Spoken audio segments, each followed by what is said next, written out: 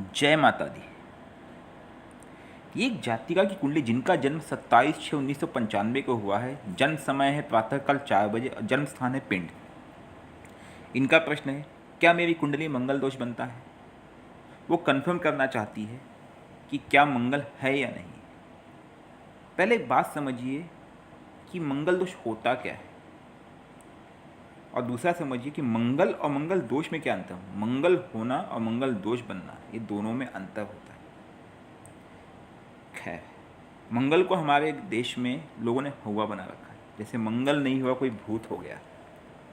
इसके उपाय है हालांकि, और यही कारण है कि लोगों में एक डर समाया रहता है हमेशा से, और ख़ास करके विवाह के समय।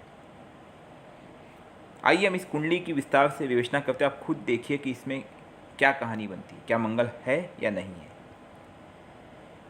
सबसे पहले मैं ये कहूँगा, अगर आपको कुंडली देखना नहीं आता है तो मैं आपसे अनुरोध करूँगा कि आप प्लीज़ हमारे वीडियो देखने के लिए पहले प्लेलिस्ट पे जाइए।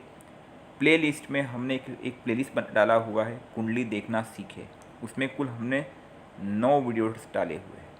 उन वीडियोस के बल पे आप कुंडली पूरा देखना सीख सकते हैं स्टेप बाय स्टेप। हमने स्टेप बाय स्टेप बताया हो, पहले क्या देखें, फिर क्या, फिर क्या, फिर क्या।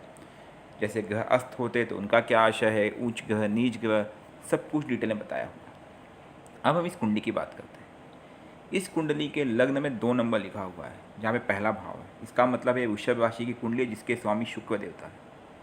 और यह कुंडली अपने आप में एक विशेष इसलिए हो जाती है कि लग्नेश लग्न में ही बैठे हुए हैं, वो भी शुक्र देवता वृषभ राशि में, जो कि इस कुंडली को बना देते हैं वो मालव योग, बिल्कुल लग्न में। अर्थात इस जातिका के जीवन में ऐशो आराम, सुख, समृद्धि सब कुछ होगी, इसमें कोई शक और संशय बचता ही नहीं है। ठीक है। अब लग्न में और कौन बैठा है साथ में? बुध देवता बैठे हैं। बुध देवता किसके मालिक है? नीचे टेबल देखिए। बुध के ऊपर कितने नंबर आते हैं? एक जगह 3 नंबर बुध के मिथुन राशि है, दूसरी जगह 6 नंबर है कन्या राशि बुध के ऊपर। तो बुध के पास 2 राशियाँ हैं, 3 नंबर, 6 नंबर। 3 नंबर मतलब इस कुंडली में बन जाते हैं द्वितीय भाव, और 6 नंबर हो जाते हैं पंचम भाव। द्वितीय भाव धन का भाव है, मतलब बुध धनेश है, और दूसरा है इष्ट या फिर पंचमेश।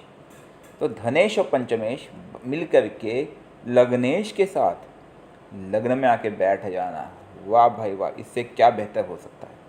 मतलब आपके जीवन में धन आना ही आना है, क्योंकि धनेश खुद आ करके लग्न में बैठ गए। धन दौलत ऐश्वर्य समृद्धि आपके पास बहुत होगी। ठीक है। अब तीसरा जो ग्रह लग्न में बैठा है वो है चंद्र। चंद्र कहाँ का स्वामी है?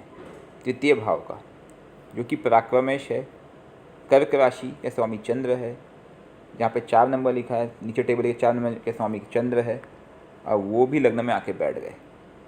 अर्थात लग्न में 3 जगह के लोग आके बैठे हैं। एक आपके है लग्नेश, दूसरा है आपके धनेश या और पंचमेश, और तीसरा है पराक्रमेश। द्वितीय, तृतीय, प्रथम और पंचम भाव के स्वामी एक साथ लग्न में बैठ गए, और तीनों एक दूसरे से सहयोग में है, कोई दिक्कत नहीं। लेकिन प्रॉब्लम कहाँ होती है? प्रॉब्लम होती है चंद्र से, क्योंकि आपका जो चंद्र है वो कहीं ना कहीं यहाँ पे आंशिक अस्त नजर आ रहा है। हालांकि इन दोनों में 17-18 डिग्री का अंतर बनता है, लेकिन एकदम बॉर्डर लाइन पर अस्त हुआ है। तो कहीं ना कहीं एक प्रकार से मानसिक तनाव की पूरी चांसेस बढ़ जाते हैं, और साथ स्ट्रेस। आप सोचते बहुत होंगे, हल्का सा डिस्ट्रैक्टेड रहते होंगे, और उसका कारण है चंद्र का आंशिक अस्त होना।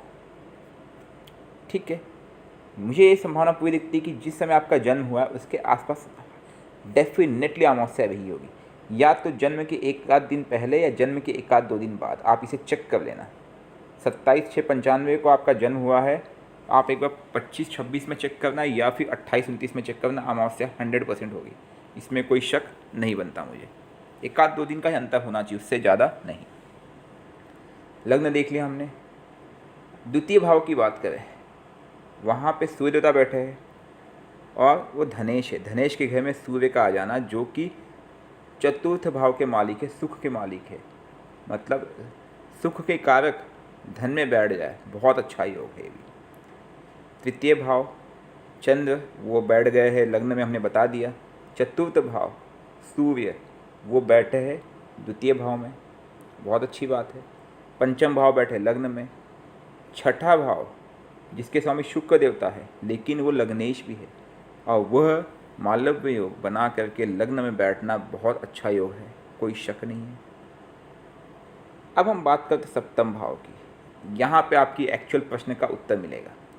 सप्तम भाव 8 नंबर, उसके मालिक मंगल वृश्चिक राशि, कहाँ बैठे? चौथे भाव में। अगर आप इस कुंडली को देखोगे, हमने यहाँ पे 5 स्टार किया, उनको लिंक किया है। द्वादश भाव, प्रथम भाव, चतुर्थ भाव, सप्तम भाव और अष्टम भाव।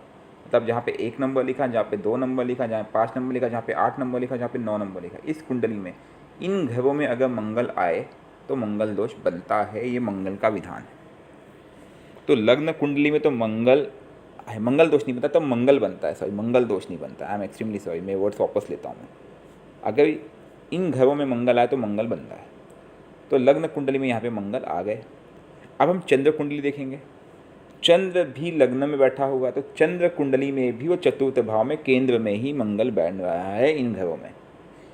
तो हम ये पाते हैं कि लग्न कुंडली में और चंद्र कुंडली में मंगल है। फिर हमने नवमास देखा, तो हमने ये पाया कि नवमास में मंगल इन भावों में नहीं। मंगल दोष तब बनता है जब चंद्र या लग्न में मंगल हो और साथ ही साथ नवमास में भी हो। लेकिन हाँ, मंगल दोष नहीं है, क्योंकि मंगल दोष घातक होता है जो कि दाम्पत्य जीवन या दाम्पत्य पति पत्नी को दूर कर देता है, अगर पार्टनर भी आपका मंगल दोष से युक्त ना हो। लेकिन हाँ, मंगल तो है। मंगल होना कहीं ना कहीं तकलीफदायक हल्का सा बन जाता है। लेकिन दूसरी तरफ मंगल पे आप देखेंगे सप्तम भाव में बृहस्पति खुद विराजमान हुए हैं वक्री होकर के। हालांकि वक्री होना उनको एक बल दे देता है, शक्ति दे देता है। तो बृहस्पति का आना यहाँ पे मेरे हिसाब से तो शुभ होना चाहिए, क्योंकि बृहस्पति एक शुभ ग्रह है। तो एक शुभ ग्रह अगर सप्तम भाव में बैठे हैं मंगल के घर में, तो वह कहीं ना कहीं उसका खंडन अवश्य करेंगे, नंबर 1। दूसरी बात यह है कि सप्तम के मालिक चतुर्थ भाव में बैठे हैं, तो आपको धन दौलत या प्रॉपर्टी का योग बहुत प्रबल बनता है, बिजनेस और प्रॉपर्टी दोनों का।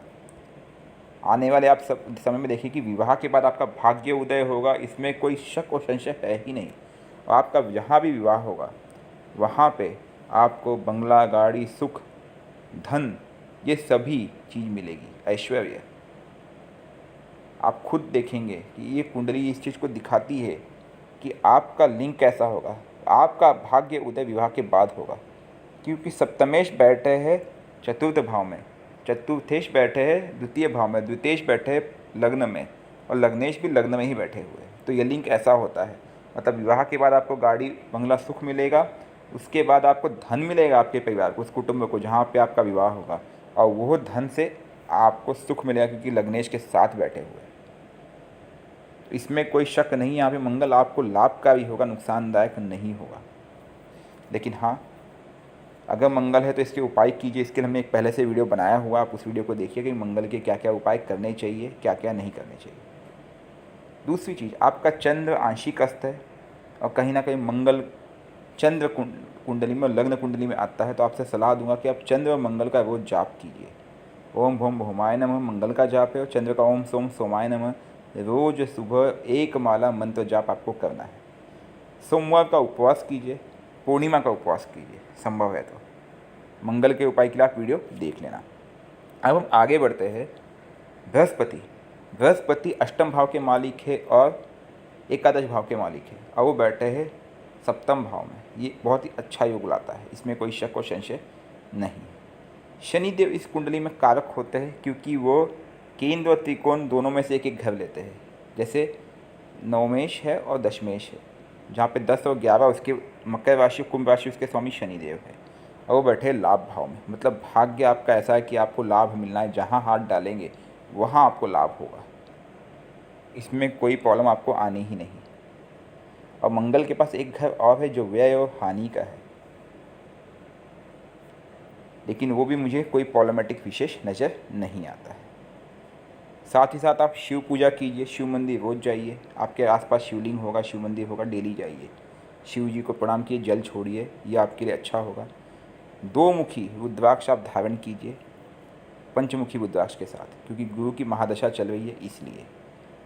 अगर आप बृहस्पति का सपोर्ट चाहती है, विवाह शीघ्र करना चाहती है, तो बृहस्पति के मंत्र का भी जाप साथ में कीजिए, ओम ब्रह्म बृहस्पति नमः। एक माला मंत्र जाप करने को मुश्किल से 2 से 3 मिनट लगते हैं, इससे ज़्यादा समय नहीं लगता है। अगर चंद्र मंगल बृहस्पति तीनों के मंत्र को आपको जाप करना है तो it will hardly take 6 to 7 minute. 6 minutes आप जीवन डेली का निकाल सकते हैं, नॉट अ बिग डील। अगर आप रुद्राक्ष धारण करना चाहती है तो प्योर वेज डाइट फॉलो करें, ये मैं आपसे अनुरोध करूँगा। दूसरी चीज़, अंत में आपसे मैं एक ही बात कहूँगा, कुंडली आपकी बड़ी प्यारी है, बहुत अच्छी है, मंगल को घबराइए नहीं, यही आपका भाग्य उदय भी करेगा। हाँ, लेकिन जो हमने कुछ उपाय दिए हुए हैं मंगल से रिलेटेड वीडियो में, आप उसे अवश्य देख लीजिएगा। अंत में मैं एक बात और कहूँगा कि हमने जो ये प्रयास किया है, हम निस्वार्थ भाव से लोगों की सहायता करते हैं, अर्थात हम अपना समय निकाल के इतना अध्ययन करके आप लोगों को आपकी कुंडली की विवेचना दे रहे हैं। हमें इसकी कोई फ़ीस की लालसा कभी नहीं है, ना हम कभी लेंगे, लेकिन हमारा मकसद है कि हमारे कर्म कहीं ना कहीं ट्रांसफ़र होना चाहिए। जैसे मैंने आपकी सहायता की है, आप ये सहायता आगे लेके जाए, आप किसी न किसी गरीब दुखियारी को भोजन खिलाए, उनकी सहायता करें, उनको भोग खिलाए, भोजन दे, मंदिर में जाकर के प्रसाद बांटे, कहीं आपको आपके आसपास में आप जहाँ भी रहते हैं उन स्थानों पे कोई गरीब मिले उनको भोजन दे, आप मंदिर में दान दक्षिणा दे, जो भी आपसे बन सके, 11 रुपये, 21 रुपये, 51 रुपये, 101 रुपये, 1001 रुपये, जो आपकी श्रद्धा हो। आप आपके बगल में जो सिद्ध मंदिर होगा, शिव मंदिर होगा, माँ दुर्गा का मंदिर होगा, जिनको भी आप मानते हो कि वहाँ पे आप एक दक्षिणा जरूर डाल के आए, 11 रुपये, कम से कम 11 रुपये, ये मैं आपसे अनुरोध करूँगा। बाकी कुंडली आपकी बहुत अच्छी, अगर आपके पास हो, नहीं ना हो तो कोई बात नहीं, जब होगा तब डाल देना, 1 महीने बाद, 2 महीने बाद, ऐसे कोई फिक्स ये नहीं। आप इन उपायों को करिए, आपको अवश्य लाभ होगा। आपके कुछ अन्य प्रश्न होंगे तो आप नीचे अवश्य पूछ लेना।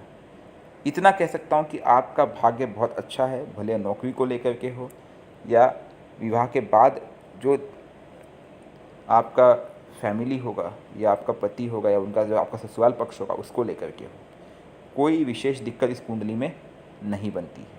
लेकिन हाँ, उपाय कर लेना बेहतर रहता है, और जो मैंने आपको उपाय बताए इनको आप करते रहिएगा। अन्य प्रश्न हो कि आप नीचे कमेंट में अवश्य डालिए। जय माता दी।